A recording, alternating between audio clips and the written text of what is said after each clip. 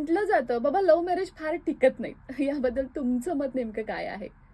की जगात असं कोणतंही दाम्पत्य नाही ज्याच्यामध्ये कधी वादविवाह झालेले नाही. बरोबर. परंतु काय आहे की नवरा बायकोच्या नात्यामध्ये चूक किंवा बरोबर असं कोणच नसतंय. त्यामुळं कोण चूक आणि बरोबर ह्याची जर जिथे स्पर्धा लागते तिथं नातं खराब व्हायला लागतं. त्यामुळं नवरा बायकोच्या नात्यामध्ये दोघेही चुकीचे नसतात, दोघेही बरोबर नसतात, फक्त गैरसमज असतात.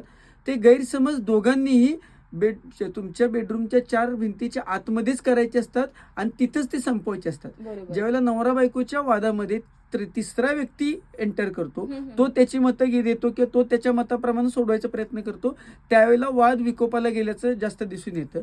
त्यामुळं इथं प्रश्न लव्ह मॅरेज किंवा अरेंज मॅरेजचा नाही आहे की लव्ह मॅरेजचं एखादं उदाहरण तुम्ही देत असाल तर आज देशभरामध्ये कौटुंबिक खटल्यांची संख्या वाढते, तिथं अरेंज मॅरेजच आहेत.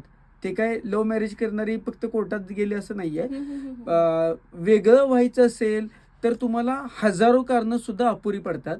परंतु लग्न लव्ह असो किंवा अरेंज असो, तुम्हाला एकत्र यायचं असेल आणि एकत्र चांगला संसार करायचा असेल तर प्रेम आणि विश्वास ह्या 2 गोष्टी पुरेशा असतात. त्या असल्या की मग लग्न अरेंज आहे का लव्ह आहे ह्याला काय हे मॅटर करत नाही. बरोबर.